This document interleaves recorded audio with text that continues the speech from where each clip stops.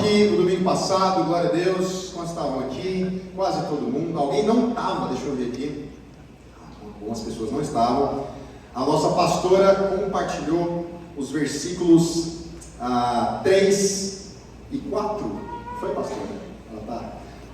Versículo 3 e 4, né? Glória a Deus. Compartilhou sobre oração e hoje nós vamos ver os versículos de 5 a 8, seguindo aqui o nosso estudo. Foi poderosa, né? A palavra da pastora semana passada. Quantos foram abençoados aqui? Eu fui muito edificado, abençoado também. E a gente vai continuar então nesse mesmo raciocínio, nesse mesmo estudo de Filipenses. Portanto, abençoa a Bíblia e agora, para que nós leamos, pode projetar só esse primeiro texto, depois a gente, os que a gente for ler depois não precisa, mas vamos ler então, do início até o versículo 8. Vamos ler do início até o versículo 8. A palavra de Deus diz assim: Paulo e Timóteo, servos de Cristo Jesus, a todos os santos em Cristo Jesus, inclusive bispos e diáconos que vivem em Filipos, graça e paz a vós outros, da parte de Deus, nosso Pai, e do Senhor Jesus Cristo. Dou graças ao meu Deus por tudo que recordo de vós, fazendo sempre com alegria súplicas por todos vós em minhas orações, pela vossa cooperação no Evangelho desde o primeiro dia até agora. Estou plenamente certo de que aquele que começou a boa obra em vós há de completá-la até o dia de Cristo Jesus. Aliás, é justo que eu assim pense de todos vós, porque vos trago no coração, seja nas minhas algemas, seja na defesa e confirmação do Evangelho, pois todos sois participantes da graça comigo. Pois minha testemunha é Deus, da saudade que eu tenho de todos vós, e da eterna misericórdia de Cristo Jesus. Vamos ler só mais o versículo 9 aqui, faz parte do contexto. E também faço essa oração, que o vosso amor aumente mais e mais em pleno conhecimento e alegria, conhecimento e toda a percepção. Glória a Deus, a palavra de Deus é poderosa, amém, irmãos? Glória a Deus. Olha para a pessoa do seu lado e fala assim: abre o seu coração para ser ministrado pela palavra de Deus. Agora vira para a pessoa que você ignorou da primeira vez, para outra pessoa, fala a mesma coisa para ela, em nome de Jesus. Abre o seu coração para ser ministrado pela palavra de Deus. Aleluia. Irmãos, como nós já temos estudado, Filipenses é a carta da alegria. Fala comigo, alegria. Glória a Deus. Alegria é diferente de felicidade, amém? Porque felicidade, essa felicidade que é vendida no mundo pelo menos, é aquela felicidade a qualquer preço, a qualquer custo. Aquela felicidade que sempre busca a zona de conforto, que busca o prazer a todo custo.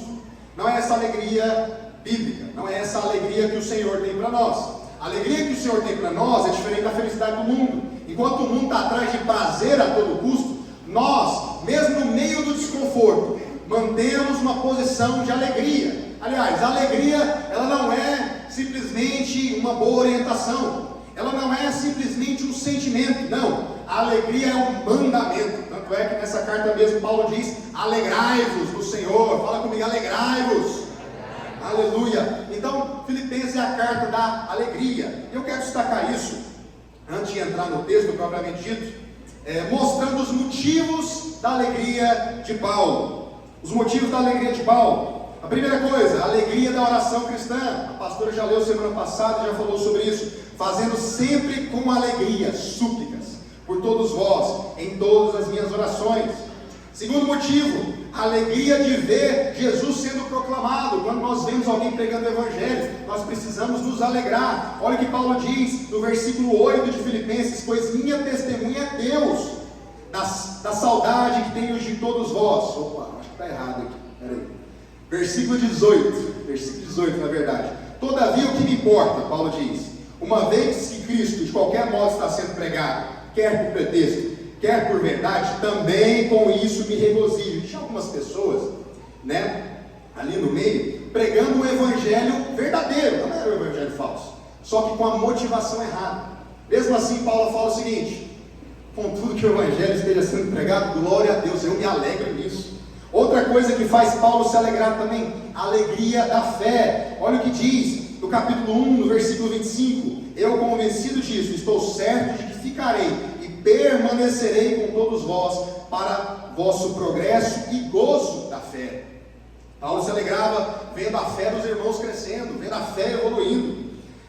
Outra coisa, Paulo também se alegrava de ver os cristãos, os irmãos unidos. Olha o que ele diz no capítulo 2, no versículo 2: completai a minha alegria, de modo que penseis a mesma coisa, tenhais o mesmo amor, sejais unidos de alma, tendo o mesmo sentimento. Isso também gerava alegria em Paulo, a unidade da igreja, a comunhão dos santos. Outra coisa que gerava alegria em Paulo, também, capítulo 2, versículo 17, ele diz: entretanto, mesmo que eu seja oferecido por libação sobre sacrifício a serviço da vossa fé, alegro-me. Paulo está dizendo assim: mesmo que eu morra por Jesus, eu vou me alegrar. Se esse sofrimento está causando em vocês edificação, transformação, avanço na fé, nisso eu me alegro. Mais uma coisa que faz Paulo se alegrar. 2, no versículo 28, Paulo diz: por isso, tanto mais eu me apresso em mandá-lo, para que vendo novamente vos alegreis. Está falando de Epafrodito. Quando você vê uma pessoa amada, quando você vê uma pessoa que faz tempo que você não vê, Paulo também se alegra por isso. Paulo também se alegra pela hospitalidade, porque ele diz no capítulo 2, versículo 29: recebei-o, pois, no Senhor com toda alegria, honra sempre a homens como esse. Paulo também se alegra no fato de estar em Cristo, porque no capítulo 3, versículo 1, Paulo diz: quanto mais, meus irmãos, alegrai-vos no Senhor, alegrai-vos de você estar em Cristo, alegrai-vos na sua salvação. E outra coisa também, Paulo também se alegra quando uma alma é ganha para Cristo. Nós sabemos que quando uma alma se arrepende, quando a pessoa se arrepende, há festa no céu, e Paulo se alegra também. Ele diz no capítulo 4, versículo 1: portanto, os meus irmãos, muito saudosos, minha alegria e coroa. Ele vira para os irmãos e fala: vocês são a minha alegria, a minha coroa. E última coisa aqui, o último motivo de alegria em Paulo: a alegria da dádiva, do presente, da oferta recebida. Porque Paulo fala no capítulo 4, versículo 10, ele diz: alegrei-me sobremaneira no Senhor, porque agora uma vez renovaste ao meu favor o vosso cuidado, o qual também já tinhas antes, mas faltava a oportunidade. Então quero dizer para você, o cristianismo, a vida cristã é um ambiente de alegria, sabe? Eu quero passar uma chave espiritual para você nessa manhã, sabe? O segredo da alegria, fala comigo assim, repete aí comigo para você lembrar depois: a chave da alegria, o segredo da alegria é a gratidão. Irmãos, a gratidão ela é poderosa, né? A pastora já falou um pouco disso. Eu quero avançar um pouco mais nisso, porque Paulo ainda continua, mesmo na sua parte introdutória, ele continua falando de gratidão. Sabe, eu estava vendo um vídeo do TikTok esses dias. Eu não vejo muito TikTok, eu acho que não tem muita coisa que presta, mas teve um vídeo que me chamou a atenção, que a pessoa falava assim: imagina se você perdesse tudo aquilo pelo qual você reclama. Então, você reclama do seu cônjuge. Imagina se você perdesse o seu cônjuge. Como seria a sua vida? Amarrado, em nome de Jesus. Aí você reclama do seu trabalho. Mas imagina se você perdesse o seu trabalho hoje. Como seria a sua vida? Aí você perde talvez os seus irmãos, né? Você fica reclamando: mas esse GR, mas esse povo é difícil. Imagina se você perde eles. Já tem gente que quase falou amém, né? Isso aí eu nem sei te falar. Estou brincando, mas glória a Deus. Então presta atenção. Eu sei que é um pouco dramático, mas toda vez que, quero te passar uma chave espiritual aqui hoje, toda vez que você for tentado a reclamar de algo, pense em como você seria sem aquilo. Sabe, porque a base da nossa alegria é a gratidão. A vida cristã é uma vida de gratidão. Jesus fez vários milagres dando graças. Ele multiplicou pães e peixes dando graças. A alegria e a gratidão liberam o sobrenatural. Então precisamos primeiro entender esse princípio espiritual, sabe? Que a base da alegria sempre é a gratidão, que não é a mesma coisa que conformismo, porque tem gente que confunde as duas coisas, né? Conformismo, aquela atitude passiva de não, deixa como eu estou, que assim tá bom, deixa a vida me levar, tá tudo ótimo. Não, isso é diferente. Não é porque eu sou grato que eu sou conformado com a minha situação hoje. Porém, a gratidão é aquele profundo senso, sabe? De eu me alegrar naquilo que o Senhor já me deu. Sabe, se alegre no Senhor. Quero desafiar nessa semana. Talvez faça uma lista. Quero passar uma tarefa de casa para você aí. Faça uma lista das coisas pelas quais você precisa ser grato. E agradeça ao Senhor todo dia por elas.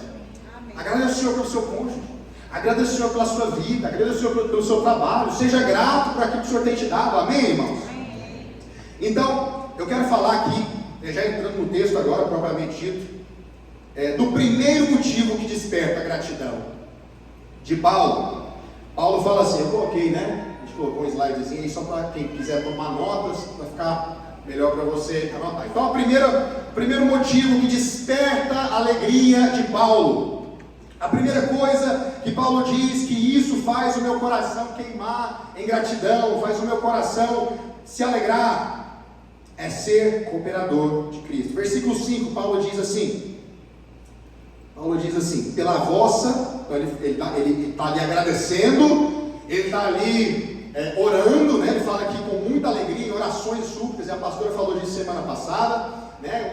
De uma oração transbordante de amor, de uma oração abrangente, de uma oração humilde, mas ele fala o motivo disso tudo, ele fala o motivo dessa oração, ele fala o motivo dessa alegria, ele fala o motivo dessa gratidão. Versículo 5, pela vossa cooperação no Evangelho, desde o primeiro dia até agora. A primeira coisa que precisamos entender, o que é ser um cooperador do Evangelho?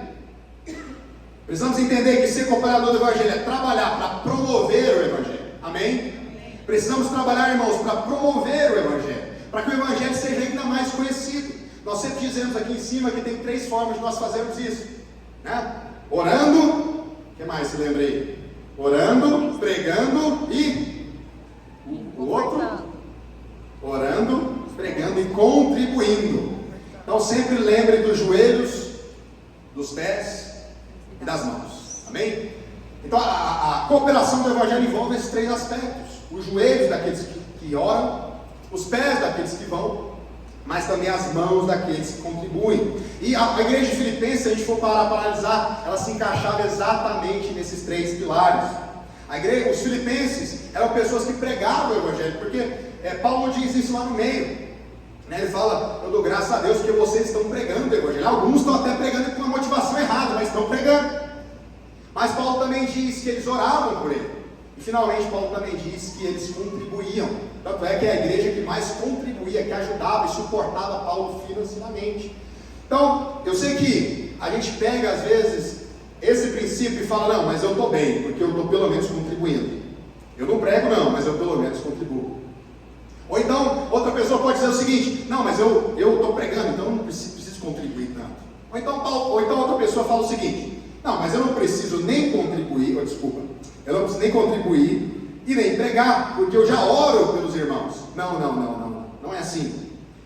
A igreja dos Filipenses, eles praticavam as 3 coisas. Precisamos ser completos, precisamos ser aqueles que oram, precisamos ser aqueles que contribuem sim, mas precisamos ser aqueles que pregam também. Amém? Por isso nós vamos fazer um evento agora no próximo sábado, para que nós possamos pregar o Evangelho.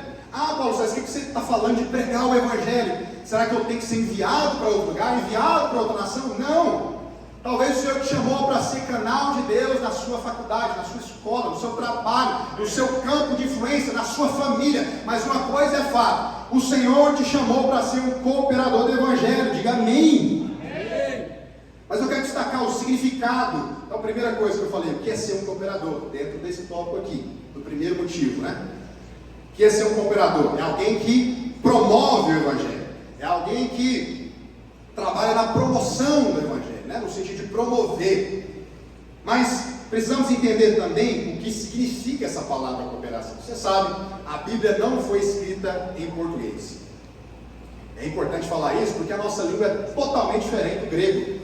Então a gente precisa sempre voltar para os originais e entender o sentido da palavra. A palavra cooperação aqui, que Paulo está dizendo, é koinonia. Alguém já ouviu essa palavra? Alguém conhece? Koinonia. Essa palavra koinonia significa comunhão. Ela sempre é traduzida na Bíblia, né, no Novo Testamento, como comunhão, unidade. Mas aqui nesse texto, ela é traduzida de uma forma diferente. Ela é traduzida como cooperação, mas é a mesma palavra. O que Paulo está dizendo é o seguinte, que a nossa comunhão, e sempre essa palavra koinonia, ela nunca aponta só para uma ligação emocional, não, é sempre para um compromisso. O que Paulo está dizendo aqui? É que a nossa koinonia, ou a nossa comunhão, ela precisa ter como base, como pauta, um compromisso, não um sentimento. Eu sei que é muito bom estar com os irmãos, eu sei que é muito bom, como a pastora falou aqui, fazer um churrasco, e tudo isso faz parte da koinonia.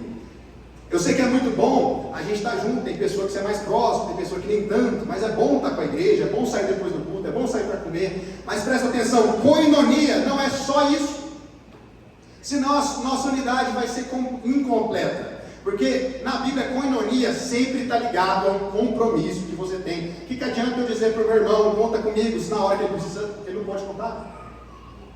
O que adianta eu dizer, olha, temos uma aliança no Senhor, se na hora que ele mais precisa, eu não estou lá para estender a mão?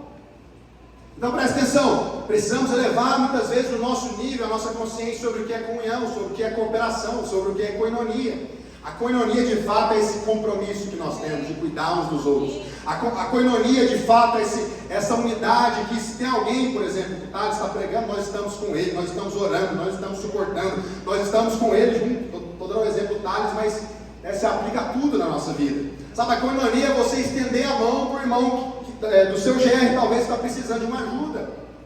Isso é compromisso, isso é cooperação, amém? E agora, a última coisa ainda dentro desse ponto, quando que a igreja se tornou cooperadora? Paulo diz, desde o primeiro dia até agora. Desde o primeiro dia até agora. Às vezes, talvez tiveram outras igrejas no tempo de Paulo. Talvez outras igrejas começaram a ofertar para Paulo, mas pararam no meio do caminho, porque, nossa, é difícil demais. Ou então, nossa, manter Paulo é caro, né? Ele viaja muito. Mas a igreja de Filipenses não. Eles eram únicos que desde o primeiro dia, desde aquele dia em que Lídia abriu a sua casa, todos lembram aqui do pastor mencionar, se você estava aqui, no primeiro dia do estúdio ele contou a história de como a igreja foi plantada. Desde aquele primeiro dia que Lídia, Deus na verdade abriu o coração de Lídia, e ela abriu a casa dela para receber a igreja, desde aquele primeiro dia. A igreja dos Filipenses nunca pararam de ofertar, nunca deixaram de ser suporte espiritual na vida de Paulo, nunca pararam de se importar. E presta atenção, que a igreja dos Filipenses era a igreja mais perseguida e mais pobre. Mesmo assim, eles perseveraram, e Paulo dá graças por isso, isso é um motivo de alegria. Vocês têm sido cooperadores meus desde o primeiro dia até agora. Mas vamos já para o segundo motivo. Segundo motivo que desperta a gratidão de Paulo. Vamos para o versículo 6 agora. Se você está acompanhando a sua Bíblia, vamos ler de novo. Estou plenamente certo. Fala comigo assim, plenamente certo. Plenamente certo. De que aquele que começou a boa obra em vós, há de completá-la até o dia de Cristo. Paulo era grato, porque tinha uma certeza. Não era um chute, não era simplesmente um eu acho, não era simplesmente uma hipótese. Não, Paulo ele tinha uma certeza experimental de que Deus tinha começado uma boa obra naqueles irmãos e que ele ia completar. Cinco coisas, precisamos destacar sobre esse versículo aqui. A primeira coisa é a convicção da salvação. Como eu já falei, Paulo não achava, ele tinha certeza. Paulo ele não pensava que talvez, ele tinha absoluta certeza. Estou plenamente certo. Segunda coisa, o agente da salvação. Segunda coisa, aquele que começou. Quem que é aquele que começou? Quem que é aquele que começou a boa obra? Presta atenção, irmãos, não fomos nós que começamos a nossa salvação. Não é porque eu sou bonzinho, não é porque eu sou bonitinho, não é porque eu simplesmente decidi um dia abrir o meu coração para Jesus. Não, sim, eu abri o meu coração, mas presta atenção, quem deu o primeiro passo? Quem deu o primeiro gatilho? Quem que enviou o seu filho? Quem projetou o plano de redenção? Foi Ele. Quem colocou o Espírito Santo para habitar dentro de você? Foi Ele. Ele começou a boa obra. Terceira coisa, a natureza da salvação. Aquele que começou a boa obra em vós. Aquele que começou essa boa obra, essa salvação em vós. Salvação não é só uma coisa que Deus fez por você ou faz por você. Salvação é uma coisa que Deus fez em você.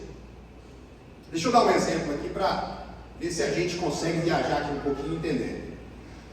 Suponha que tem cachorro aqui, deixa eu ver, cachorro, animal, pet, cachorro. Você tem um cachorrinho na sua casa. E você gosta muito desse cachorro. Tem gente que realmente trata igual, né? Igual filho, igual gente. Então, você tem um cachorrinho lá, você gosta tanto dele, que você fala assim, olha, já sei, eu vou transformar esse cachorrinho, né, Zúlia? Vou transformar ele no meu filho. Eu vou ensinar ele... O que vocês estão vendo? Eu vou ensinar ele a usar o banheiro igual gente. Aí você consegue treinar o cachorro para que ele use o banheiro igual ser humano. Ele consegue sentar no vaso, consegue se limpar sozinho. Aí você fala assim, não, mas eu amo ele demais. Eu preciso fazer mais. Eu vou treinar ele para comer na mesa com a família. Tem gente que já está fazendo isso, né? Ele vai comer na mesa. Aí você treina o cachorro, você adestra o seu cachorro para sentar na mesa junto com a família. Ele senta na mesa com a família, né? Você ora, todo mundo fala amém, ele late. E daí? Aí com muito esforço você ensina ele a usar garfo e faca. Nossa, aí eu viajei, né? Com muito esforço, depois de um tempo, depois de anos de treinamento, não muitos anos, né? Porque cachorro não vive tanto assim, mas depois de alguns anos, você ensina ele até falar. E o cachorro, quando você fala, ele te responde. Olá, Azul, boa noite. Está amarrado. Alguém falou aí. Presta atenção. Ele usa o banheiro igual a gente. Ele senta na mesa igual a gente. Ele fala igual a gente. Só um exemplo, tá? Eu estou viajando na geral. Qual que é o problema? Qual que é o único problema? Ele ainda é cachorro. Aí qual que é o problema? O que você tem que fazer agora? Não tem como fazer, mas vamos colocar que tem, né? Se fosse possível a gente matar esse cachorro e ele ressuscitar como ser humano. Nossa, Paulo, que viagem. É a viagem mesmo, tá? É só um exemplo. Se fosse possível esse cachorro morrer e ressuscitar como ser humano. E agora ele ressuscita realmente como ser humano. Ele tem DNA de ser humano. Ele ressuscita como gente. Agora ele tem uma nova natureza. Não sei se você já está entendendo o que eu estou querendo dizer. O que a religião faz? A religião simplesmente pega um cachorrinho e trata como gente. Mas o que Deus faz? Deus não te muda só de lugar. Deus não fez simplesmente algo por você. Ele colocou, Ele plantou dentro de você uma nova natureza. Por isso é aquele que começou a boa obra em vós. Você era perdido, condenado, como a gente cantou aqui. Mas teve um dia que Deus entrou como um raio no seu coração. E Ele plantou dentro de você um novo DNA. O DNA de Cristo Jesus. E agora você tem uma nova natureza. Essa é a salvação de Deus. Qual que é o problema? Igual no meu exemplo aqui. Tem gente que canta como crente, ora como crente, vem para o culto como crente, mas não recebeu uma nova natureza. Porque a salvação eterna, a salvação genuína, ela começa em você. E Deus começou essa obra em você, amém? Glória a Deus. Quem está me entendendo aí, gente? Pelo amor de Deus. Amém. Glória a Deus. Sabe, só dando um passo atrás do meu exemplo, talvez, né? Se você pegar um bebê, por exemplo, eu estou vendo até a Lira ali, no começo é um ser humano, mas não parece muito como gente, né? Pega qualquer coisa, enfia na boca, né? Mas uma hora você vai ver a natureza, aquele bebê ele vai crescer, ele vai ser aperfeiçoado, ele vai ele vai se amadurecer. E ele vai agir como pessoa civilizada. A mesma coisa somos nós. Talvez alguns novos convertidos eles chegam, não parecem muito crente, mas Deus fez algo nele. Entende a diferença? Entende que salvação não tem a ver, em primeiro lugar, com o seu comportamento, tem a ver com o que Deus fez um dia dentro do seu coração. E Paulo regozija nisso, Paulo agradece, porque aquele que começou a boa obra em vós. Mas outra coisa, a dinâmica da salvação. Deus sempre termina o que ele começa. Deus não é como nós, que começa uma faculdade, pula para outra. Aí não termina, pula para outra. Aí começa o direito, não gostei de direito, fazer administração. Aí faz administração, no segundo período você dá uma desanimada, vou ver, vou fazer farmácia, não tem nada a ver. Não, Deus não é como nós, Deus não é inconstante. Deus não é como Michelangelo, né? A história diz que Michelangelo, ele terminou só 14 obras, das centenas que ele começou. Não, Deus não é inconstante, Deus ele termina o que ele começa. Olha o que Paulo está dizendo: aquele que começou a boa obra em você, vai terminar.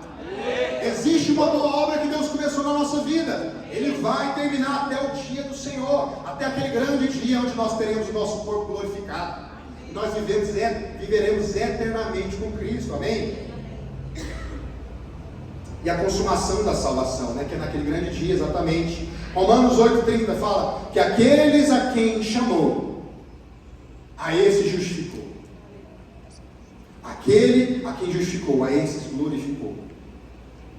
Perdão, vou falar o versículo de novo, né? Aqueles a quem predestinou. Ei, palavrinha que dá arrepio em algumas pessoas. Mas é Bíblia, gente, vamos lá. Romanos 8,30. Aqueles que predestinou, a esses chamou. Aqueles que chamou, a esses justificou. E aquele que justificou, a esses glorificou. Amém? Amém? Na cabeça de Deus é como se a nossa salvação já estivesse completa. Porque Deus ele não vive no espaço-tempo. Presta atenção nisso. Deus ele não vive dentro do tempo. Na verdade, ele é o Pai da eternidade. Se alguém criou a eternidade, você acha que essa pessoa pode ficar sujeita ao tempo? Não. Então, na verdade, para Deus, quando Jesus morreu na cruz, o dia de hoje e o dia que Jesus vai voltar, está tudo no mesmo lugar, entende? Deus não vive um dia de cada vez, é isso que eu estou querendo dizer. Então, na mente de Deus, a nossa salvação, a nossa boa obra já foi completa, porque a esses glorificou. Nós não fomos glorificados ainda, mas na mente e no projeto de Deus. Como Deus não fica sem terminar nada que começou, na mente e no plano de Deus, ele já terminou a boa obra. Amém? Glória a Deus. Eu não ia fazer isso, mas eu queria trazer aqui rapidamente. Talvez você é novo. Sabe, irmãos, por que eu falo da certeza da salvação? Porque o crente, o cristão, que ele tem certeza da sua salvação, ele é como uma rocha. Você precisa ter certeza que você é salvo. Vou pedir para levantar a mão. Pergunta para a pessoa do seu lado: você tem certeza da sua salvação? Responde também, né? Responde também. Você tem certeza que você é salvo? Sabe, irmãos, se você de fato foi salvo, você olha para cá, você precisa ter clareza disso. Eu quis trazer algo aqui, eu vou só citar, porque só isso daria uma palavra inteira, não é o objetivo. Mas eu quis trazer aqui 10 argumentos do porquê você não pode perder a salvação. 10 argumentos do porquê você pode ter certeza que você é salvo. Primeiro argumento: somos salvos pela graça de Deus. Em Efésios 2,8 diz: pela graça sois salvos mediante a fé. Isso não vem de vós, é dom de Deus. Não de obras para que ninguém se glorie. Deus não te dá um presente depois te toma de volta. Segundo argumento do porquê você pode ter certeza da sua salvação: a nossa salvação foi planejada por Deus. O versículo que eu já li fala sobre isso, que a esses a quem predestinou, a esses chamou, justificou e glorificou. Mas 2 Tessalonicenses 2,13 também Paulo diz que nós devemos sempre dar graças a Deus por ter nos escolhido desde o princípio para a nossa salvação. João 15,16, Jesus fala: não fostes vós que me escolhestes, pelo contrário, eu escolhi a vocês. Se Deus te escolheu, quantos são escolhidos de Deus? Deixa eu ver aqui, glória a Deus. Se Deus escolheu você, não tem como Deus te desescolher. Entendeu o que eu estou dizendo? Terceiro argumento: o filho não deixa de ser filho. João 1,12 diz que todos quantos o receberam, deu-lhes o poder de serem feitos filhos de Deus.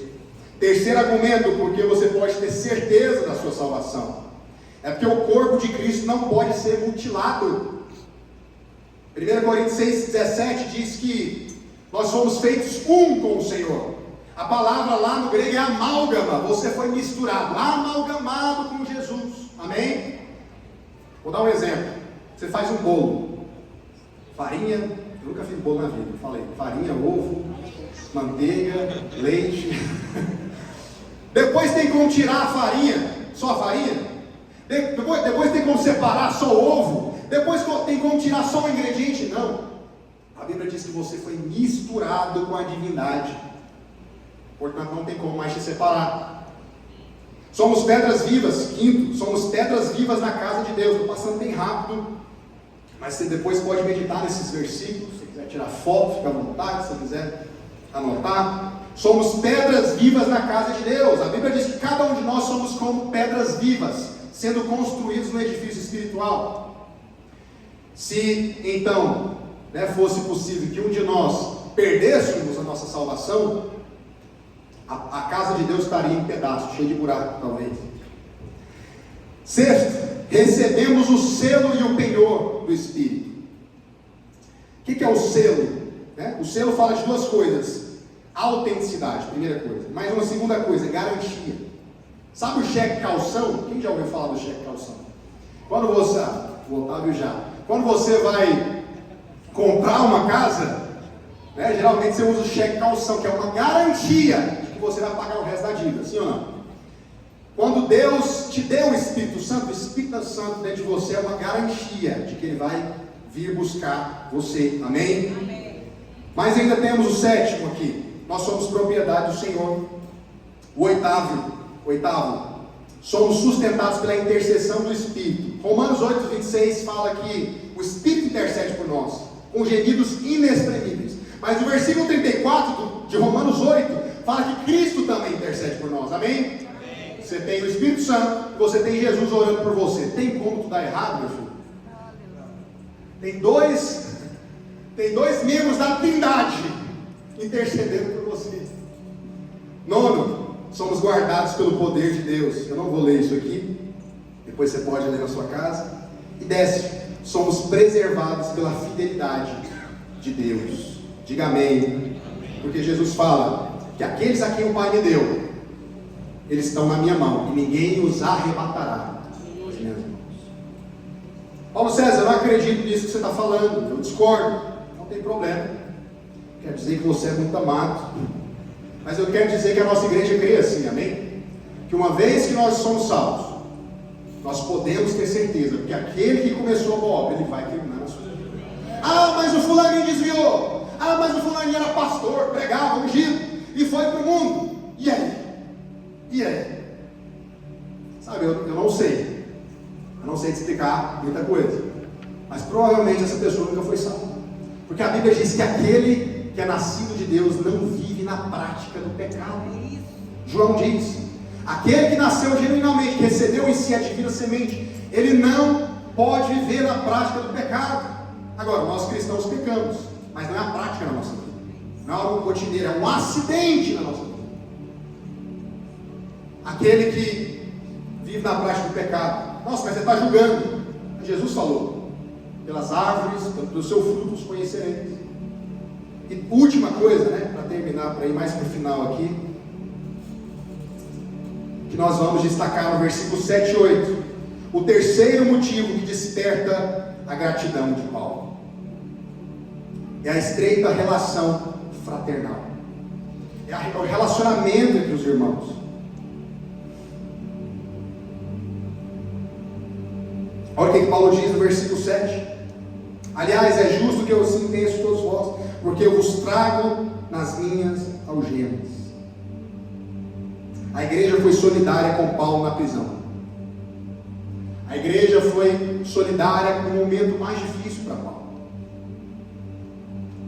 Muitas pessoas, às vezes o irmão está passando por uma dificuldade, e nós, às vezes, ou esquecemos, ou por conta da nossa rotina, Na nossa vida mesmo, que eu já reconheço que já tem muito problema, você fala, não, deixa quieto, eu já tenho muito problema para resolver. A igreja dos Filipenses não. A igreja dos Filipenses estava ali com Paulo. Mesmo mais de 1000 quilômetros de distância. Paulo estava preso em Roma, como já foi explicado aqui. A igreja de Filipos ficava mais de 1000 quilômetros de distância. Mesmo assim, eles eram solidários. Mesmo assim, eles se sentiam pertencentes ao ministério do apóstolo Paulo. Mas outra coisa também, dentro desse mesmo tópico, Paulo fala assim, ó, nas minhas algemas, eu alegro porque vocês foram solidários nas minhas algemas. Mas eu alegro também, ou eu sou grato, porque também vocês estão juntos comigo na defesa e confirmação do Evangelho. A palavra defesa aqui significa apologia, né? A palavra que até existe no português. Da onde vem também a palavra apologética, que é a defesa da fé. Sabe, irmãos, o cristianismo, ele tem argumentos fortes, poderosos, suficientes, inteligentes para rebater qualquer filósofo e grande intelectual desse mundo. O Evangelho, por mais que ele é sobrenatural, sim, ele é sobrenatural, mas ele também é racional. Nós carregamos a verdade.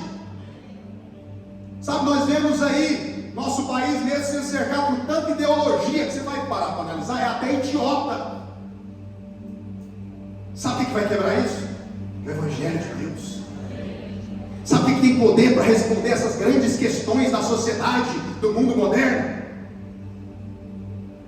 Sabe, não é o Brasil paralelo, não. Não são os argumentos de Adam Smith, né? O grande economista da direita, não. Sabe quem tem poder para rebater cada um dessas grandes mentiras que o diabo tem plantado, dessas grandes ideologias que têm sido impregnadas dentro das escolas, das faculdades? Sabe quem tem poder para isso? O Evangelho de Cristo Jesus. O Evangelho é poderoso para rebater as mentiras do diabo. O Evangelho tem respostas. Eu lembro de C.S. Lewis. Quem conhece C.S. Lewis? Ele foi aquele cara que escreveu as Crônicas de Nárnia. Talvez você já viu o filme, já ouviu falar. Sabe o que é mais interessante sobre C.S. Lewis? É que ele era ateu.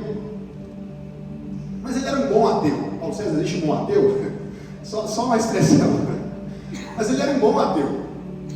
Porque ele não era aquela pessoa que estava magoada com Deus. Ele queria ir atrás da verdade. Depois de anos, isso foi anos mesmo, C.S. Lewis pesquisando, avaliando, ponderando, vendo os argumentos dos dois lados, vendo o argumento do racionalismo, do liberalismo teológico, vendo os argumentos ali, né, do darwinismo, e também ponderando por outro lado a Bíblia, Cristo, Deus. Depois de anos buscando a verdade, ele foi convencido intelectualmente de que não tinha outra verdade senão o Evangelho. Nós carregamos algo poderoso. Você tem poder. Talvez Deus levanta pessoas aqui para você não debater, né? Não estou propondo aqui debates que não vão levar a nada, não. Mas que Deus levante no nosso meio pessoas que rebatem a mentira, pessoas que se posicionam nas universidades, pessoas que se posicionam na política, trazendo Cristo no centro, trazendo a verdade do Evangelho no centro. Deus não precisa de defesa, mas precisamos defender a verdade. Precisamos defender a verdade. Ah não, Paulo César, o importante é a gente orar, ler a Bíblia e ganhar almas. Deixa eu te falar, nós só estamos aqui hoje. Você só tem essa Bíblia no teu celular hoje, nesse aplicativo que você tem, porque homens defenderam a verdade. Porque pessoas colocaram a cara a tapa, mesmo sendo odiados, escorraçados, perseguidos, mesmo sendo mortos. Eles sustentaram o Evangelho. A Bíblia é a palavra de Deus. Eu vou morrer por isso, que seja, mas eu vou defender a verdade. Amém? Amém. Outra coisa, já estou caminhando para o final aqui. A compaixão de Cristo. Olha o que Paulo diz ainda aqui no versículo 8, é o último versículo que a gente vai compartilhar. Pois minha testemunha é Deus.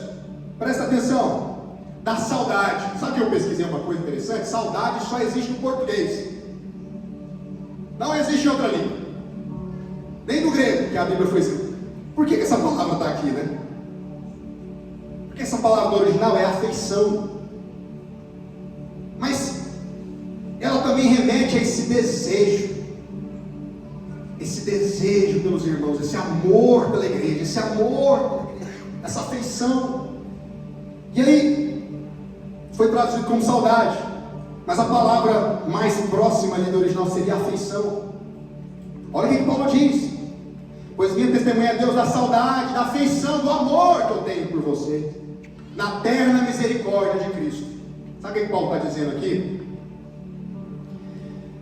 Paulo suspira de amor pelos irmãos, com a mesma compaixão de Cristo. Será que nós conseguimos ousar falar que nós amamos nossos irmãos como Cristo ama? Será que nós podemos dizer hoje, irmãos, que nós amamos a igreja como Cristo ama? Paulo fala o seguinte: olha, do mesmo jeito que Cristo te ama, do mesmo jeito que Cristo ama vocês, eu também amo vocês. E a palavra terna, ele vai usar isso várias vezes aqui nessa carta, tá? Essa palavra terna ou entranhável significa amor de tripa, amor de entranha. É porque lá no Oriente Antigo, a palavra, eles achavam, na cabeça deles, eles achavam que as emoções eram transmitidas através das entranhas, né? Era um imaginário popular, vamos dizer assim. Tanto, isso faz sentido, né? Porque quando você está nervoso, qual é a primeira coisa que ataca aí dentro? Então, Paulo ele fala o seguinte: eu amo vocês com entranháveis afetos, com entranhável compaixão, com amor que vem de dentro, é isso que ele quer dizer, como se fosse o próprio Cristo. E por último, Paulo ora por revelação. Eu não vou entrar a fundo, porque isso aqui é um tema para a próxima. Mas eu só quero ler esse versículo com você, versículo 9. E faço esta oração: que o amor aumente mais e mais. Paulo já tinha falado que esse povo era um povo amoroso, mas ele fala que o amor aumente ainda mais, em pleno conhecimento e toda percepção, para aprovardes as coisas excelentes e serdes sinceros e culpáveis para o dia de Cristo. Presta atenção. Olha para cá. Se você fosse Paulo e você fosse orar pela igreja mais perseguida e mais pobre da época, pelo que você oraria? Pelo que você oraria? Deus, liberta esses irmãos da perseguição, Senhor. Deus, pelo amor do Senhor mesmo, pelo amor de Deus, Deus, por favor, Deus, dá dinheiro, prospera, Senhor, abre as portas. De abrir para Deus abrir as portas, maravilhoso. Abre as portas profissionais para essa igreja. Prospera Lídia, ela é empresária, faz ela prosperar ainda mais e contratar um monte de irmão da igreja para que todo mundo tenha trabalho e o povo não fica passando por essa dificuldade financeira. Deus, talvez seria por isso que a gente oraria. Talvez seria por isso que eu oraria. Porque se alguém está sendo perseguido e está pobre, poxa. Mas o que Paulo ora? Paulo não ora por nada disso. A igreja também se reunia no domingo 5 da manhã, né? Era o horário do culto, tá? O horário do culto da igreja primitiva era domingo 5 da manhã, ou no cemitério, ou na casa de alguém escondido, baixinho. Talvez Paulo devesse orar para Deus dar um prédio para esse povo, né? Para Deus dar uma tenda. Paulo era um fabricante de tendas. Porque talvez ele, Senhor, me dê condição de fabricar uma tenda enorme para a igreja de Filipenses. Mas não, Paulo ora por uma coisa. É por essa coisa que ele ora pelos Efésios, é por essa coisa que ele ora pelos Colossenses, é por essa coisa que ele ora pelos Coríntios, a mesma coisa. Olha o que ele diz: que o vosso amor aumente em pleno conhecimento e toda percepção espiritual. Paulo sempre vai orar nas cartas por revelação, sabedoria, no pleno conhecimento do Senhor, como ele diz em Efésios. Que os olhos de vocês sejam iluminados, que haja sobre vocês clareza espiritual, que não seja apenas uma fé intelectualizada, entendida na mente, não, mas que o coração de vocês seja descortinado, para que vocês vejam essa pessoa maravilhosa, essa pessoa bela, essa pessoa sublime que é Jesus. Ai, irmãos, precisamos ver Jesus, precisamos conhecer Jesus. Vindo para cá, eu estava conversando com a minha esposa, e a gente falando, né? Ela falando, na verdade, que muitas vezes o que a gente prega não é o Evangelho, a gente prega a consequência do Evangelho, não é isso? O resultado do Evangelho. Então a gente chega na pessoa, às vezes fala assim: não, o Evangelho é que Deus te salvou. Amém, Deus nos salva. Ah, o Evangelho é que Deus cura. Amém, Deus cura. Mas percebe que tudo isso é a consequência do que o Evangelho faz? Mas qual que é o conteúdo de fato do Evangelho? O conteúdo do Evangelho é essa pessoa maravilhosa, essa pessoa sublime, essa pessoa grandiosa. É esse que dividiu a história, é esse que é a imagem do próprio Deus, é esse que é o mais belo, é esse que é o mais exaltado, Cristo Jesus, exata expressão de Deus. Ele é o conteúdo do Evangelho. Tudo que ele fez foi por amor a nós, foi para simplesmente, em última análise, tudo que ele fez na cruz foi para nos reconectar com o Pai, foi para nos trazer de volta para um relacionamento. Você estava separado de Deus, como nós cantamos aqui, nós éramos condenados, mas um dia Cristo Jesus te reconectou lá na cruz ao Pai. Aleluia! Nós precisamos enxergar esse ser. Nós precisamos enxergar esse que é o mais belo. Nós precisamos ter revelação e clareza do Verbo. Sabe, a palavra que nós temos escrita aqui, ela é a palavra de Deus. Mas existe uma palavra escrita aqui para nós na terra, mas existe uma palavra também no céu. Porque Ele é o Verbo, Ele é a palavra que se fez carne. Nós precisamos conhecê-lo através dessa palavra escrita que nós temos hoje. Mas em última análise, não pode ser simplesmente um entendimento, não pode ser fonte, a palavra de Deus não pode ser fonte de autoajuda na nossa vida. A palavra de Deus não pode ser só para nos dar uns arrepios gostosos. Quando o pastor falou isso, nossa, eu arrepiei todinho. Glória a Deus, arrepio o tanto que você quiser, meu filho, mas o que eu estou dizendo é o seguinte: nós precisamos abrir a nossa Bíblia, nós precisamos abrir a palavra de Deus para ver Ele. A Bíblia não é um livro simplesmente estudo, apesar de que nós estudamos, mas a Bíblia é um livro sobre uma pessoa, Cristo Jesus.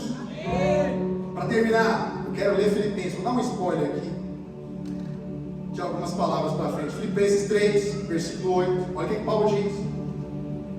Pode abrir isso aí? Bom, só esse versículo aí final. Filipenses 3:8. Sim, deveras considero tudo como perda por causa da sublimidade do conhecimento de Cristo Jesus, meu Senhor, por amor do qual perdi todas as coisas, considero todas como refúgio. A palavra refúgio é esse termo. Paulo está dizendo o seguinte: tudo que eu fui para trás, se eu fui fariseu, se eu tinha posição, se eu tinha liderança, se eu tinha voz no meu país, se eu era alguém renomado, tudo isso é refúgio, é externo, é lixo para ganhar a Cristo. Versículo 9.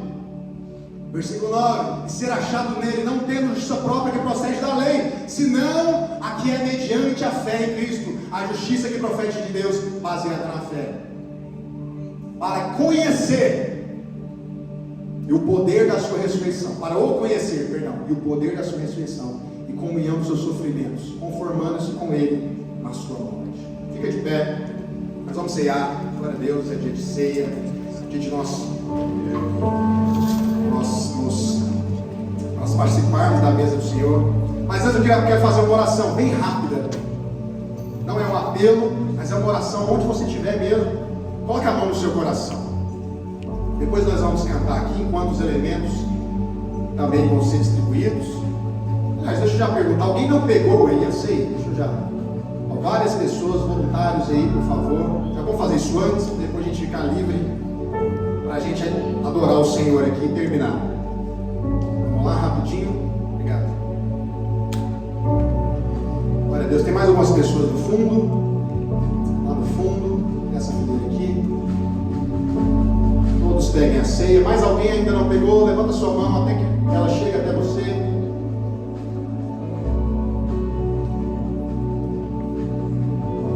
Glória a Deus. Glória a Deus. Todos já pegaram? Ainda falta alguém? Olha, você vai segurar a sua ceia com uma mão, a outra você vai pôr no seu coração, amém? E você vai fazer essa oração, a mesma oração que Paulo fez. Senhor, abra os meus olhos, eu quero ver Jesus. Eu preciso te ver, Jesus. Eu quero ver sua face. A Bíblia diz que à medida que nós olhamos para a face dele, nós somos transformados de glória em glória à sua própria imagem. Começa a falar isso para o Senhor. Senhor, abra os meus olhos, dá-me clareza, dá-me percepção, dá-me entendimento espiritual, me dê inteligência, me dê discernimento, para eu discernir quem é Cristo, para eu não entender só com a minha mente, mas que eu possa entender quem tu és de fato, na sua magnitude, na sua glória. Abra-me os olhos, ó Deus, conceda-nos, ó Deus, espírito de sabedoria, revelação, no pleno, no total conhecimento do Senhor. Ilumina os olhos do nosso coração. Abre os nossos olhos. Dá-nos colírio, ó Deus, para que possamos te ver. Traga-nos para esses dias, Senhor, percepção espiritual sobre a esperança do seu chamamento, a riqueza da glória da sua herança nos santos e a suprema grandeza do seu poder, o mesmo poder que ressuscitou Cristo Jesus dentre os mortos. Ajuda-nos, Deus. Abre os nossos olhos que possamos enxergar essa riqueza que habita em nós, essa beleza que habita em nós, como um vaso de barro, nós carregamos o ouro da sua presença. Ajuda-nos,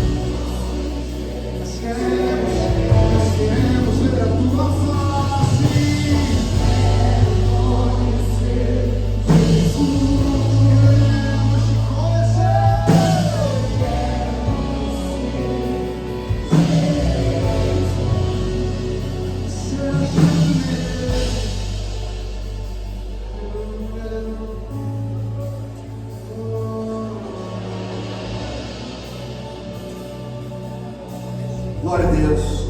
A ceia ela aponta para o passado, porque um dia Cristo Jesus se entregou no nosso lugar.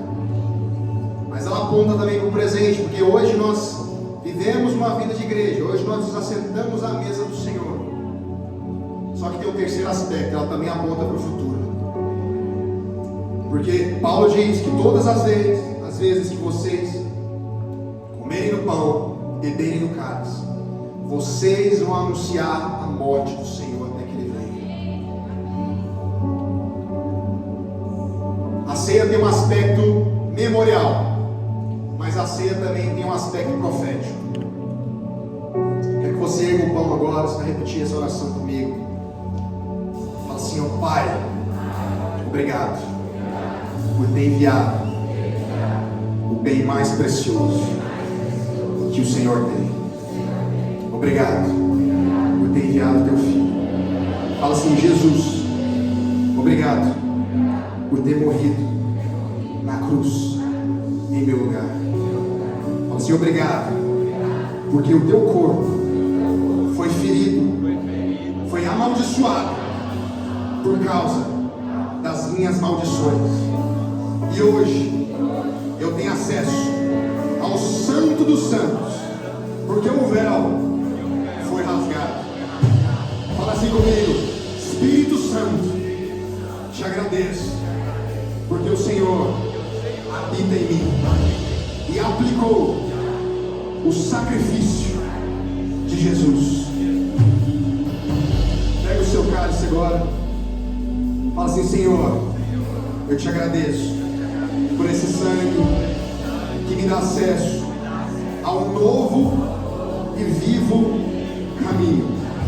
Fala assim: por esse sangue eu sou santificado, eu sou redimido, eu sou justificado, eu fui regenerado e hoje eu tenho acesso livre pela fé a Deus.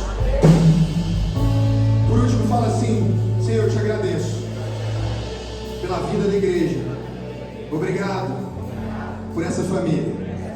Obrigado por esses irmãos. Ajuda-nos, Deus, a amarmos como Cristo me amou. Em nome de Jesus. Glória a Deus. Você pode tomar a ceia com a pessoa do seu lado, se você quiser. Você que está nos visitando pela primeira vez, você que está nos visitando pela primeira vez, tem um presente para você ali embaixo, no balcão. E você que quer oração também, você pode estar vindo aqui na frente, que o grupo de intercessão vai estar aqui orando por você.